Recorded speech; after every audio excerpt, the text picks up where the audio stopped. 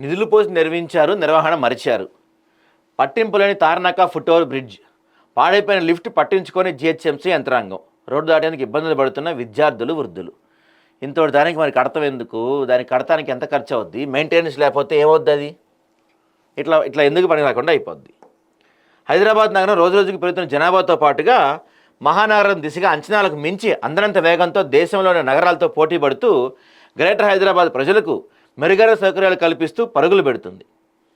ఇది ఎక్కడ మనకి తార్నాక అనుకుంటా.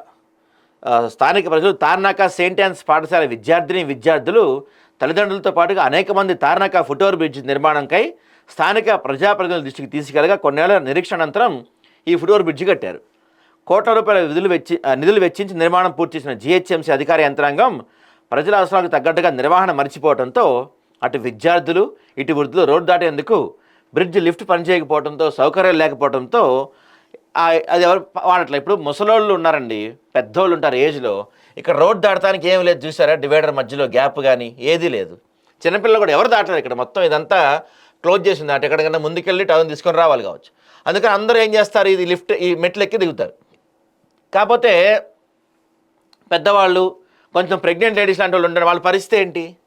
లిఫ్ట్ పని చేయట్లేదు, ఈ మెట్లెక్కి పోవాలి వాళ్ళు. ఇంతవరకు మరి కడతాం ఎందుకు మీరు?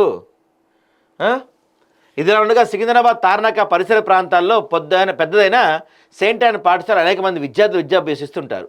విద్యార్థులు వారి కుటుంబ సభ్యులు పాఠశాల నుంచి ఇంటికి చేరుకునేందుకు రోడ్డు దాటేందుకు నిర్మించినటువంటి తార్నాక ఫుట్ఓవర్ బ్రిడ్జ్ విద్యార్థులకు వీళ్ళకి ఉపయోగపడగా ఉదయం సాయంత్రం వేళలో సుమారు గంట సేపు నిత్యం ట్రాఫిక్ జామ్ ఏర్పడుతుందంట. మరి అప్పుడు ఖచ్చితంగా వాడాలి కదా దీన్ని.